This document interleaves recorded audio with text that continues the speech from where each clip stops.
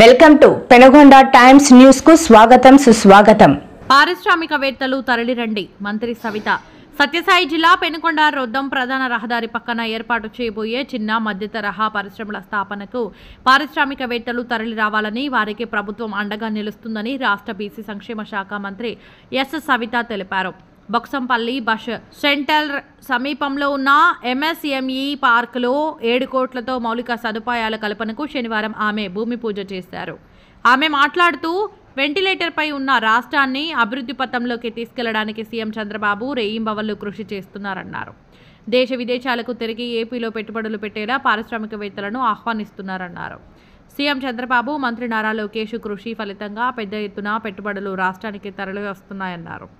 ఇందుకు ఉదాహరణ విశాఖలో 1,33,000 కోట్లతో గూగుల్ డేటా సెంటర్ ఏర్పాటుకు ఒప్పందమేనన్నారు.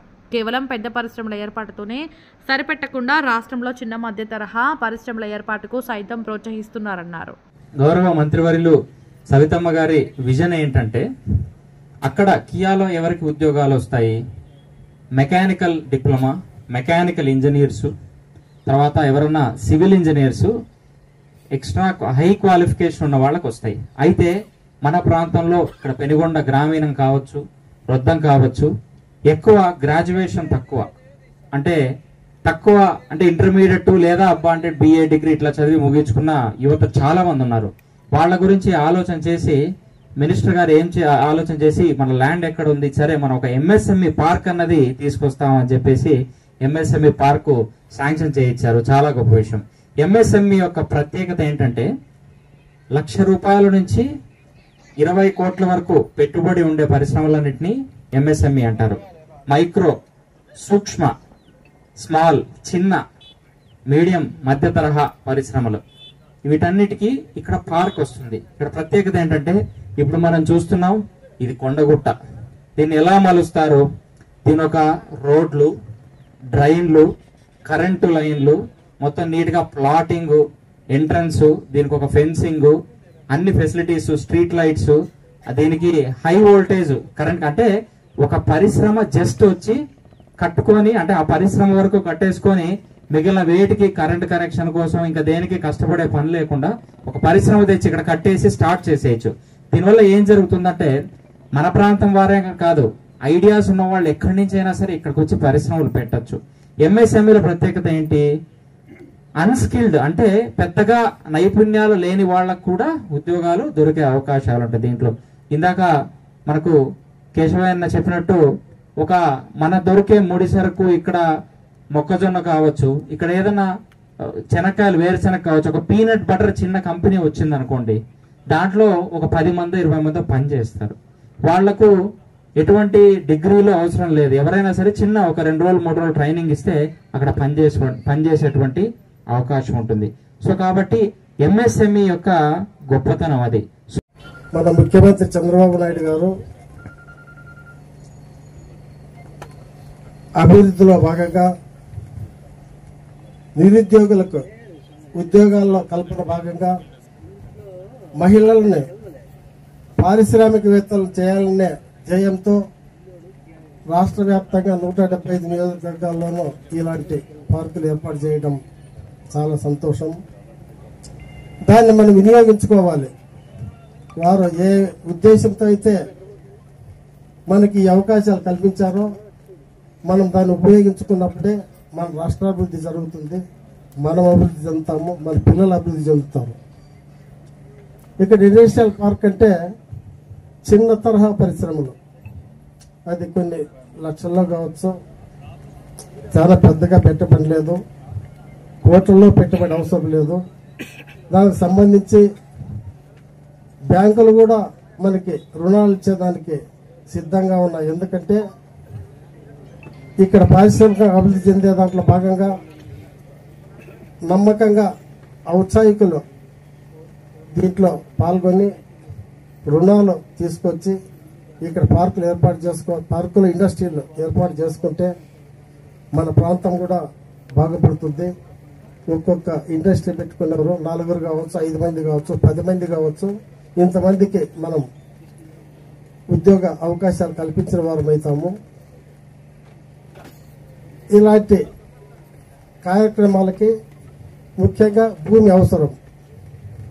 ఆ భూమి మనకి విరివిగా ఇక్కడ దొరికింది.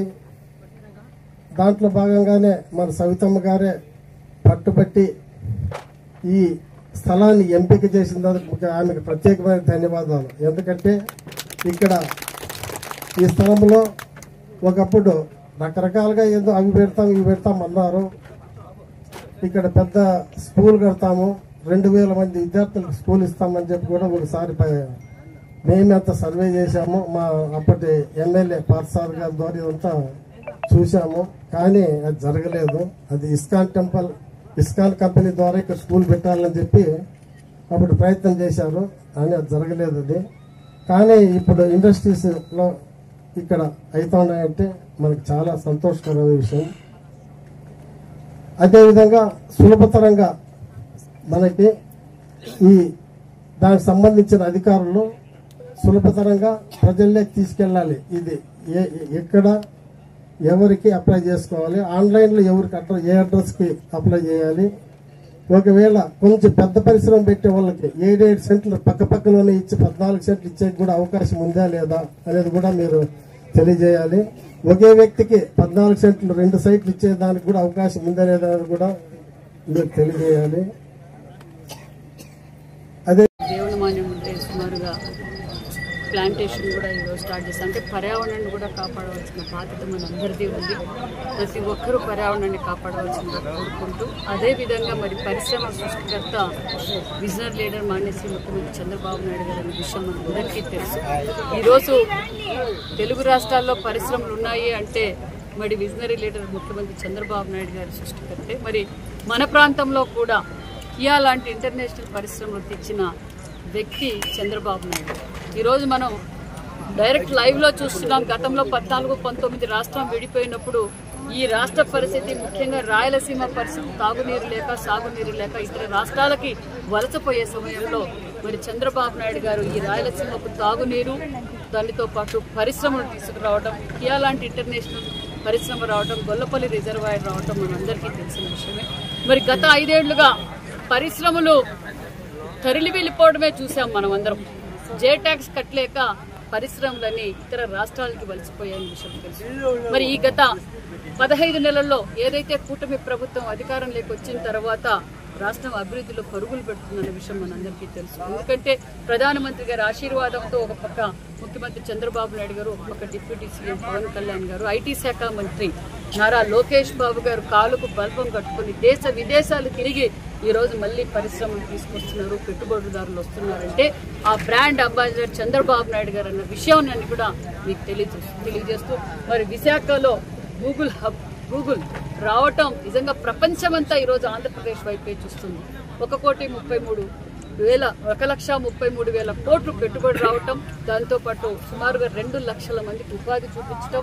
మరి అంతేకాకుండా మరి రాయలసీమకు కూడా ఈరోజు మన కర్నూలు కావచ్చు, మరి కడప జిల్లాలో కావచ్చు, మనకు కావచ్చు, మడక్సిర, మన రాష్ట్రానికి బార్డర్ అయిన మడక్సిరలో కూడా ఈరోజు పరిశ్రమలు వస్తున్నాయంటే మీ అందరికీ ఇది చంద్రబాబు నాయుడు గారి విజన్. దానితో పాటు పెద్ద పరిశ్రమలే కాదు, మరి ఎంఎస్ఎంఈ పార్కులు అంటే స్మాల్ స్కేల్ ఇండస్ట్రీస్ కూడా రావాలి, లోకల్ కూడా ప్రతి ఒక్కరు ఎంటర్ప్రైనర్ గా తయారు కావాలి అన్న గొప్ప ఉద్దేశంతో ప్రతి నియోజకవర్గంలోనూ ఎంఎస్ఎంఈ పార్కులు ఏర్పాటు చేయడం. మన నియోజకవర్గంలో పెనుగొండ నియోజకవర్గంలో సుమారు 68 ఎకరాలతో ఎంఎస్ఎంఈ పార్క్ ఏర్పాటు చేశాం. అందులో ఫస్ట్ ఫేజ్ లో 20 ఎకరాల డెవలప్మెంట్ ఇన్ఫ్రాస్ట్రక్చర్ కోసం ఈ రోజు 7 కోట్ల రూపాయలతో భూమి పూజ కార్యక్రమం కూడా మొదలు పెట్టామన్న విషయం తెలియజేస్తూ మరి ఇక్కడున్న లోకల్ గా ఉండే వారందరికీ మేము తెలియజేసేది ఒకటే, ఇది ఒక గొప్ప అవకాశాన్ని యువత వాడుకోవాలన్న విషయం కూడా తెలియజేశాం. యువత కూడా చాలా మంది ముందుకొచ్చారు. ఖచ్చితంగా ఎంఎస్ఎంఈ పార్కుల ద్వారా మరి యువతకు ఉపాధి చూపిస్తూ వారు మరి 10 మందికి ఉపాధి చూపించాలన్నదే ముఖ్యమంత్రి గారి లక్ష్యం.